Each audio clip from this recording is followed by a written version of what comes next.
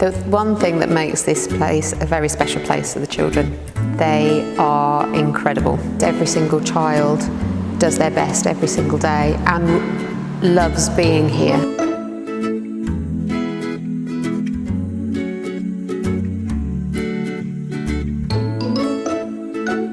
So before we had the kitchen, the food got delivered in hot boxes, was sat in the corridor sweating, and really didn't look that appealing or nutritious when they arrived on the table. When the pod was first introduced, we had approximately 80 students regularly, but now that's gone up to about 140, and they enjoy the food.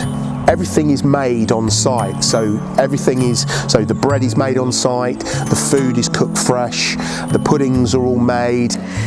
Now the whole process is much more about children making choices about their eating, making healthy choices. Our salad bar is cleared on a daily basis. The polytunnel, which was obviously paid for by the Friends of the School, allows us to grow from seed, and the students have bought into that. We've got a core group of about 10 students in Year 5 and Year 6, and they basically give up their time to help.